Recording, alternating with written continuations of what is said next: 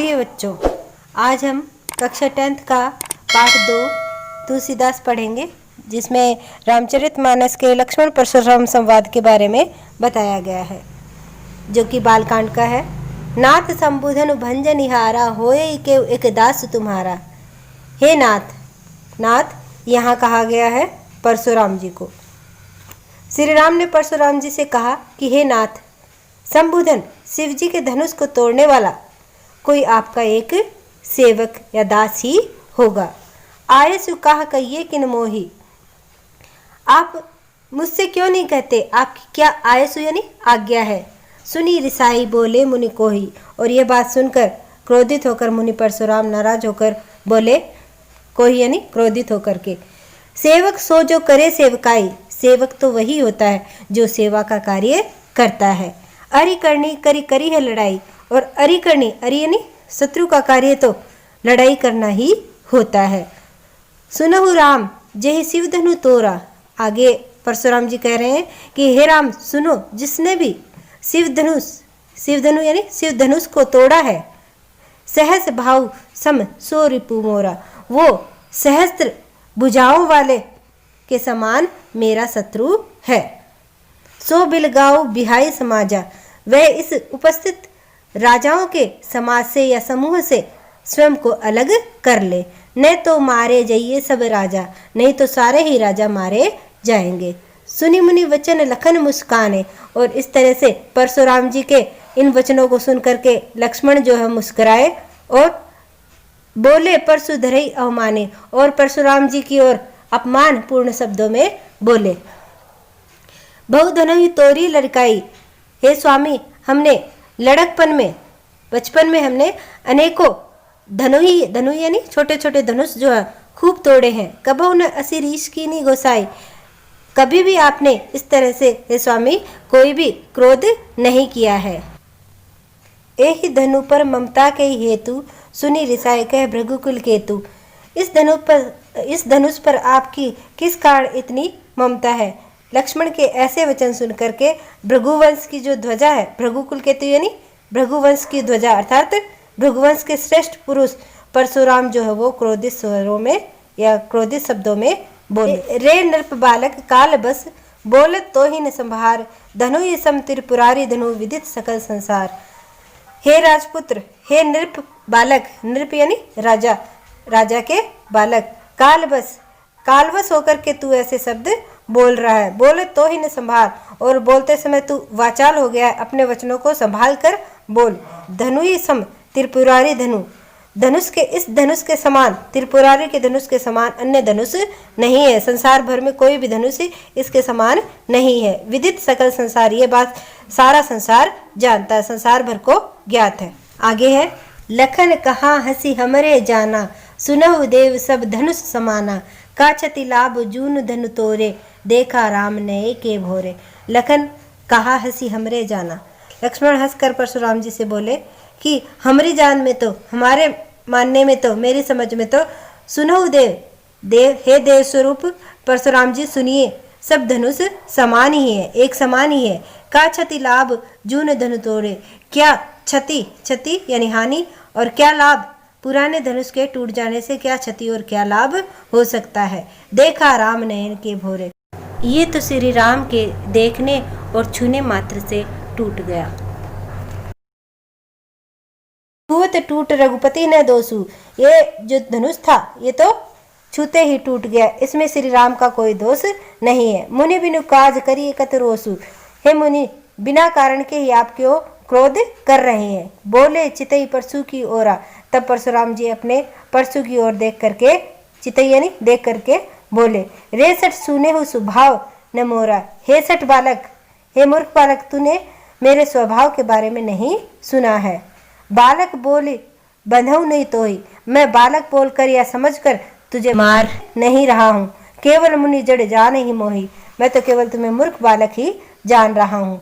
बाल ब्रह्मचारी अति कोही। तुमने मेरे बारे में नहीं सुना है। मैं बाल ब्रह्मचारी हूँ और अति क्रोधित व्यक्ति हूँ। विश्व विदित क्षत्रिय कुल द्रोही। और ये संसार को भी विदित है, विश्व भर में जानकारी है इस बात की कि क्षत्रिय कुल का जो मैंने कई बार क्षत्रिय विहीन इस धरती को कर दिया है। भुजबल भूमि भूप बिनु कीनी, और कई बार तो मैंने अपने भुजाओं के बल पर राजाओं के बिना भूमि को कर दिया है। और ये धरती जो है विपुल बार महिदेव ने दीनी, और अनेकों बार मैंने महिदेव ने यानी ब्राह्मणों को, जो पृथ्वी के देवता है यानी ब्राह्मण है, उनको अनेकों बार मैंने इस पृथ्वी को दे दिया है। सहज भाव भुज भेदनिहारा परसु बिलो की महीप कुमार। सहस्त्र भाव समय भेदनिहारा मतलब सहस भावों की भुजाओं को छेद करने वाला, काट देने वाला है, ये मेरा परसा है। परसु बिलो की महीप कुमारा, हे महीप कुमार, हे राजा के पुत्र, तुम मेरे परसों की ओर देखो। बिलोकु यानी देखो, परसे की ओर देखो। मातु पिता ही जनी सोच बस करसी महिष कुमार किशोर। हे महिष किशोर, हे राजा के पुत्र, तुम क्या माता पिता को सोच बस करना चाहते हो, यानी उनको विचारों में खो देने वाला कर देना चाहते हो, क्योंकि मैं तो तुम्हें मार डालूंगा। गर्भन के अर्भक दलन परसु मोर अति घोर। मेरा जो परसु है, परसा है, ये बहुत ही गंभीर है। गर्भन के यानी गर्भ में पल रहे अर्भक यानी बच्चों का भी ये दलन करने वाला, उनको नष्ट कर देने वाला है। विहसी लखन बोले मृदुबानी, अहो मुनिसु महाभट मानी। पुनि पुनि मोहि दिखाव कुठारा, चहत उड़ावन फूकी पहारा। अब ये लक्ष्मण कह रहे हैं हंस करके और मृदुल या कोमल वाणी में बोल रहे हैं, अहो मुनीस, हे मुनियों में श्रेष्ठ, मुनीसु यानी मुनियों में श्रेष्ठ, महाभट मानी, महान योद्धा। आप तो परशुराम जी से कह रहे हैं कि आप तो महान हो और मुनियों में श्रेष्ठ हो। पुनि पुनि मोहे दिखाओ कुठारा, बार बार आप मुझे ये कुठार या कुल्हाड़ा या ये परसा क्यों दिखा रहे हो। चहत उड़ावन फूकी पहाड़ा, क्या मानो मुझे तो ऐसा लग रहा है जैसे फूक से पहाड़ उड़ाना चाहते हैं आप, तो इस तरीके से लग रहा है। यहाँ कुम्मड़ बतिया को उनाई, यहाँ कुम्मड़ बतिया यानी एकदम कमजोर, कुमड़े के जैसा फल जो होता है वैसा कमजोर यहाँ कोई नहीं है, यानी कोई नहीं है।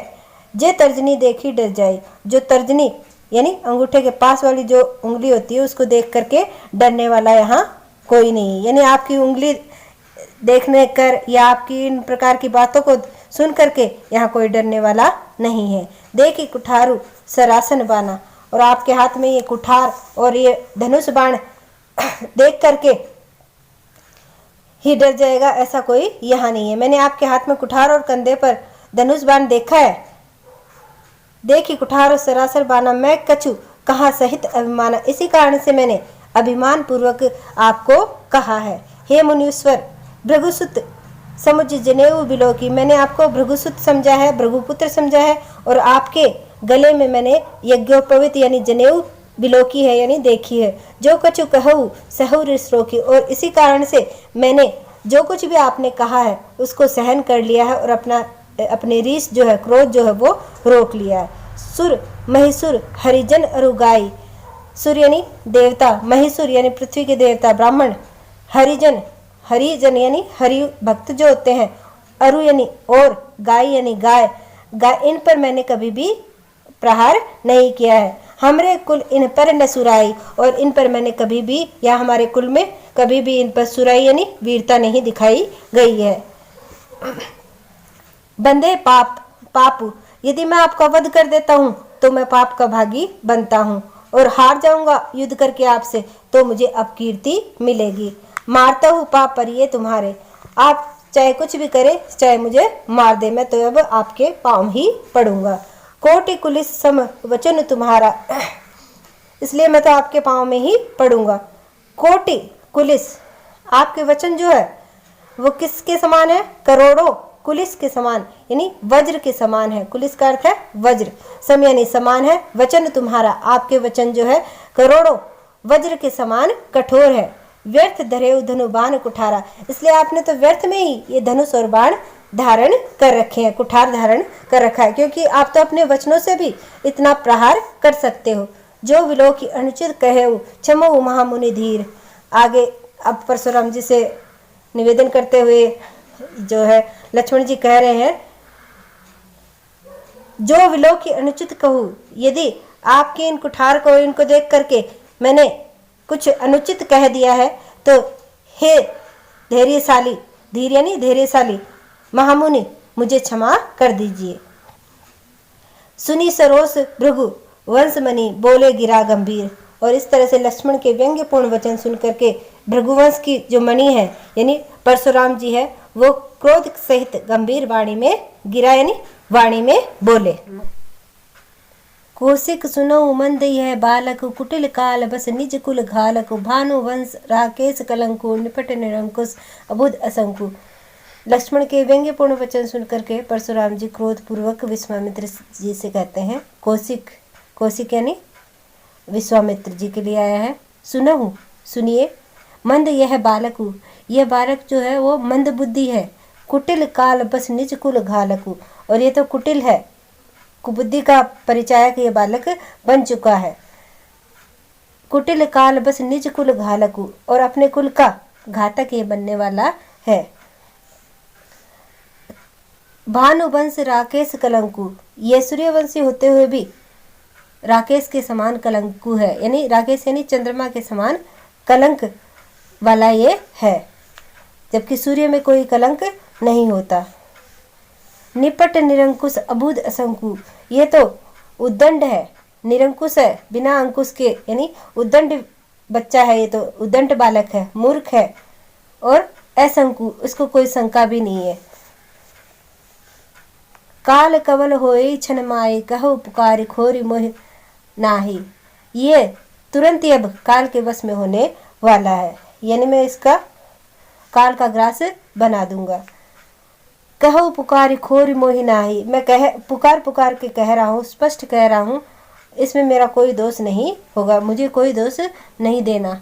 तुम हटकहु जो चहो उबारा, तुम इसको यहाँ से हटा लो अगर तुम इसको उबारना चाहते हो, यानी मुझसे बचाना चाहते हो। कहीं प्रताप बल रोसु हमारा, और इसको मेरे प्रताप और बल के बारे में और मेरे क्रोध के बारे में बता दो। लखन कहो मुनि सुजस तुम्हारा, तुम ही अछत को बढ़ने पारा। लक्ष्मण जी फिर बोले, कहो मुनि सुजस तुम्हारा, हे मुनि आप अपना सुजस अपना यश खुद ही बता दीजिए, क्योंकि आप तो बार बार अपना यश ही गा रहे हैं। तुम ही अक्षत को बढ़ने पारा, और तुम्हारे से अलग कोई इसका वर्णन कर भी नहीं सकता है, क्योंकि आप ही, आपको छोड़कर अक्षत यानी आपको छोड़कर और कोई इसका वर्णन कर भी नहीं सकता। आप अपना सुजस खुद ही बता दीजिए। अपने मुँह तुम आपनी करनी, आप तो अपने मुंह से अपनी करनी के बारे में बता रहे हैं। बार अनेक भांति बहुवर्णी, और अनेक बार बहुत प्रकार से आपने, भांति यानी प्रकार से आपने इसका वर्णन भी कर दिया है, अपने इसका वर्णन भी कर दिया है। नहीं संतोषु तपुनि कछु कहू, यदि अभी भी आपको संतोष नहीं हुआ है तो आप पुनः एक बार फिर से कुछ अपने बारे में वर्णन कर दीजिए। जनी रीस रो की दूसरे दुख सहू, क्यों बिना कारण से आप दूसरे दुख, जो आपके अंदर दुख पैदा हो रहा है उसको रोक करके, दूसरा दुख जो सहन नहीं हो रहा आपको उसको रोक करके क्यों आप क्रोध कर रहे हो, क्रोध रोक रहे हो। वीर व्रति तुम धीर अछोभा, गारी देत न पावहु शोभा, आप तो वीर व्रत धारी हैं, धैर्य धारण करने वाले हैं। अछोभा है, अछोभा यानी अक्रोधी है, फिर आप क्यों गारी दे न पावो शोभा, फिर क्यों आप इस तरह से कर रहे हो, गारी देते हुए आप शोभा नहीं पा रहे हो। सूर समर करनी करही कहीं न जनावही आपू, विद्यमान रण पाई रिपु कायर कथई प्रतापू। सूर समर करनी करही, सूर जो होते हैं, वीर जो होते हैं, वो समर में युद्ध क्षेत्र में अपने कार्य करते हैं, अपनी करनी करते हैं, यानी युद्ध का कार्य करते हैं। कहीं न जनावही आपू, अपने बारे में वर्णन करते हुए नहीं फिरते हैं।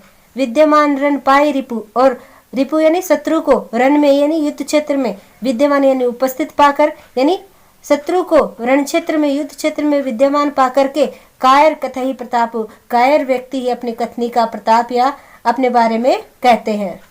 तुम तो कालु हाकु जनु लावा, बार बार मोहि लागी बोलावा, सुनत लखन के वचन कठोरा, परसु सुधारी धरेउ कर घोरा। लक्ष्मण ने परशुराम जी से कहा, मानो आप तो मेरे लिए मृत्यु को ही हाक कर ले आए हो, हाक कर यानी बार बार आवाज दे दे करके बुला लाए हो। सुनत लखन के वचन कठोरा, परसु सुधारी धरेउ कर घोरा, और लक्ष्मण जी के कठोर वचन सुन करके और परशुराम जी ने अपने परसे को संभाला, और भयंकर परसे को संभाल करके हाथ में लेकर कहने लगे, अब जनी देई दोसु मोहि लोगु, कटु बाधी बालक बद जोगु। अब चाहे लोग मुझे कितना ही दोष दे, ये बालक तो कटुवादी है। कठोर शब्द बोलने वाला कटुवादी बालक ये है। बदजोगु, और ये बालक वध करने योग्य ही है। बाल विलोकी बहुत मैं बाचा, मैंने बालक समझ करके, विलोकी यानी देख करके, बालक देख करके बहुत मैं बाचा, मैंने इसको काफी बहुत समय तक बचा दिया है, काफी समय तक बचा दिया है। अब यह मरणहार भा साचा, अब तो ये मरने वाला ही है, सचमुच ही है, साचा यानी सचमुच ही अब ये मरने वाला ही है। कौशिक कहा क्षमीय अपराधु, बाल दोष गुण गुण ही न साधु। अब कौशिक यानी विश्वामित्र जी कहने लगे, कौशिक कहा क्षमीय है अपराधु, कि इस बालक के अपराध जो है उनको आप क्षमा कीजिए। बाल दोष गुण गुण ही न साधु, साधु लोग जो होते हैं वो बच्चे के, बालकों के गुण और दोषों का गणही यानी गणना नहीं करते। गणही का अर्थ है गणना नहीं करते, अर्थात साधु लोग जो है बालकों के गुण और दोषों को नहीं देखते हैं, उनकी गणना नहीं करते हैं। खर कुठार में अकरुण को ही, आगे अपराधी गुरुद्रोही, उत्तर देते छोड़ऊ बिनु मारे, केवल कौशिक सील तुम्हारे। खर कुठार में अकरुण को ही। अब परशुराम जी कह रहे हैं विश्वामित्र जी से कि मैं तो अकरुण यानी निर्दयी हूँ, किसी पर मैं दया नहीं करता, करुणा नहीं करता, और मैं क्रोधी स्वभाव का भी हूँ। आगे अपराधी गुरुद्रोही, और इसने मेरे आगे अपराध किया है, और गुरु का, मेरे गुरु का ये द्रोही है, मेरे गुरु का शिव धनुष इसने, इसके भाई ने तोड़ा और ये उस पे भी बोल रहा है, इसलिए ये मेरा अपराधी है। उत्तर देत छोड़ो बिन मारे, ये बार बार मुझे उत्तर दे रहा है और मैं इसको छोड़ दूं, केवल कौशिक सील तुम्हारे। ये हे कौशिक, हे विश्वामित्र, आपके व्यवहार के कारण ही मैं ऐसा कर सकता हूँ। न तो यही काटी कुठार कठोरे, नहीं तो मैं इसको, ये जो मेरा कुठार है, कठोर कुठार है, इससे काट डालता। गुरही उरिन होते श्रम थोड़े, और गुरु का जो ऋण है उससे मैं उऋण हो जाता। श्रम थोड़े यानी थोड़े से परिश्रम से ही मैं, जो गुरु का मेरे ऊपर ऋण था उससे उऋण हो जाता। गादि सुनु कह हृदय हसी, मुनि ही हरि हरि सूझ, ऐ में खांड न ऊख में, अजौ न बूझ अबूझ। गादी सुनु यानी गादी के पुत्र विश्वामित्र के लिए कह रहे हैं कि कह हृदय हसी, गादी सुन यानी गादी के पुत्र विश्वामित्र जो है ऐसी बातों को सुन करके अपने हृदय में हंसने लग गए। मुनि हरि हरि सूझ, मुनि को, परशुराम जी जो मुनि हैं उनको चारों तरफ हरा ही हरा सूझ रहा है, अर्थात इन्होंने कईयों को, क्षत्रियों को मार डाला था, उन्हीं क्षत्रियों के समान ये राम लक्ष्मण को भी समझ रहे हैं। ये सोच करके गादी के पुत्र विश्वामित्र हंसने लगे। गादी सुनो यानी गादी के पुत्र विश्वामित्र। अयमय खांड न ऊख में, और वो सोचने लग गए कि ये अयमय खांड नहीं है, अयमय यानी लोहे का बना हुआ खांडा है ये, न ऊखमय, ऊखमय नहीं है, ऊखमय यानी गन्ने से बना हुआ रस नहीं है, ये खांड नहीं है, गन्ने से बना हुई खांड नहीं है, बल्कि ये खांडा है। कौन सा खांडा है? लोहे का बना हुआ अयमय खांडा है ये। अजौ न बूझ अबूझ, और इसकी अभी तक इनको बूझ नहीं हुए, इनको अभी तक इनके बारे में, इनके जो ये क्षत्रिय कुल के ये वीर हैं, इनके बारे में अभी इनको पता नहीं चला, ये अबूझ है, अनभिज्ञ है इसके बारे में। कहे लखन मुनि सील तुम्हारा, को नहीं जान विदित संसारा, माता पिता ही उरिन भय नीके, गुरु ऋण रहा सोच बड़ जी के। कहे लखन मुनि सील तुम्हारा। अब लक्ष्मण जी ने परशुराम जी से कहा, हे मुनि, आपके सील स्वभाव के बारे में कौन नहीं जानता, को नहीं जान विदित संसारा, कौन आपके बारे में या सील स्वभाव के बारे में कौन नहीं जानता है। माता पिता ही उऋण भय नीके, आप अपने माता पिता के ऋण से तो अच्छी तरह से उऋण हो चुके हैं। भय नीके, नीके यानी अच्छी तरह से। गुरु ऋण रहा सोच बड़े जी के, अब आपके जी में, आपके हृदय में गुरु का ऋण चुकाने का या गुरु के ऋण से उऋण होने का बहुत ही मन है, या अब आप गुरु के ऋण से उऋण होना चाहते हो, क्योंकि गुरु के ऋण पर तो अब तक तो आपके ब्याज भी चढ़ चुका होगा। सो जनु हमरे ही माथे काढ़ा, और वो मुझे लग रहा है कि आप हमारे ही माथे निकालना चाहते हो, यानी हमारे ऊपर ही निकालना चाहते हो। दिन चले गए ब्याज बड़ बाड़ा, अब तो दिन तो बहुत चढ़ गए हैं, इसलिए यानी गुरु के ऋण से ऋण होने के लिए बहुत दिन हो चुके हैं। गुरु का ऋण बहुत दिनों से आपके ऊपर चल रहा है और अब तो उसका ब्याज भी बहुत अधिक बढ़ चुका होगा। अब आनिए व्यवहारिय बोली, अब आनिए, अब तो आपको लाना चाहिए एक, कौन लाना चाहिए? हिसाब किताब करने वाला व्यवहारिया लाना चाहिए। व्यवहारिया यानी हिसाब किताब करने वाला लेकर आना चाहिए, वही आपकी बोली बताएगा। तुरंत देव मैं थैली खोली, और मैं तुरंत ही उसके लिए अपनी थैली खोल दूंगा। सुनी कटु वचन कुठार सुधारा, और इस तरीके के लक्ष्मण जी के कटु वचन, कठोर वचन सुन करके परशुराम जी ने अपना कुठार जो है, फरसा जो है वो सुधार लिया, हाथ में संभाल लिया। हाय हाय सब सभा पुकारा, और तभी संपूर्ण सभा जो वहाँ बैठे थे सभा के लोग, वो हाय हाय करने लग गए, यानी ऐसा मत करो ऐसा मत करो करने लग गए। भृगुवर परसु देखावहु मोही, विप्र विचारे बचऊ नृपद्रोही। अब आगे लक्ष्मण जी दोबारा कह रहे हैं कि बोले भृगुवर, हे परशुराम, परसु दिखावहु मोही, आप अपना परसा मुझे दिखा रहे हो। विप्र विचारे बचहु नृपद्रोही, मैं तो आपको विप्र यानी ब्राह्मण विचार करके और आपको बचा रहा हूँ, और द्रोही राजा नहीं बनना चाह रहा हूँ। मिले न कबहु सुभट रण गाढ़े, मुझे लग रहा है कि आपको सुभट यानी अच्छे वीर योद्धा रण क्षेत्र में कभी भी नहीं मिले हैं। द्विज देवता घरई के बाड़े, मुझे लग रहा है कि देवता द्विज ब्राह्मण और देवताओं के घर में ही आप रहे हो, वहां आपको कोई भी अच्छा वीर लड़ने वाला योद्धा जो है वो नहीं मिला है। अनुचित कही सब लोग पुकारे, और लक्ष्मण की ऐसी बातें सुन करके सारी सभा के लोग कहने लगे ये अनुचित कहा है, अनुचित है, अनुचित है, सब लोग पुकारने लग गए। रघुपति सैन ही रखन उनिवारे, और रघुपति श्री राम जो है वो सैन ही यानी संकेत के द्वारा, इशारे के द्वारा लखन को ये करने के लिए मना कर रहे हैं, ऐसा बोलने के लिए मना कर रहे हैं। लखनु यानी लक्ष्मण, नेवारे यानी मना कर रहे हैं।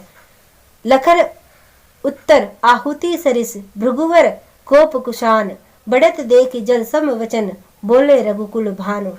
लक्ष्मण के जो उत्तर थे वो जो परशुराम जी की जो क्रोध था उसमें आहुति यानी उसको बढ़ाने का कार्य कर रहे थे।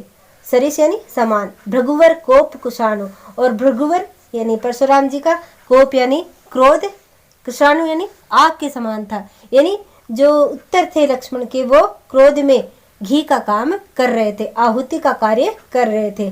बढ़त देख जलसम वचन, बोले रघुकुल भानु, और इस तरीके से बढ़त देख जलसम वचन, ऐसे आग को भड़कता हुआ देख करके जल के समान छींटे देने का कार्य श्री राम ने किया, जो रघुकुल के भानु है, सूर्य है, ऐसे श्री राम शीतल वाणी में बोले। अपने वचनों के द्वारा श्री राम ने परशुराम जी के क्रोध को शीतल किया, शांत किया। और इसी के साथ पाठ 2 तुलसीदास पूरा हुआ, और आपको जो भी प्रश्नोत्तर पूछने हो वो कमेंट करके पूछ सकते हैं। धन्यवाद।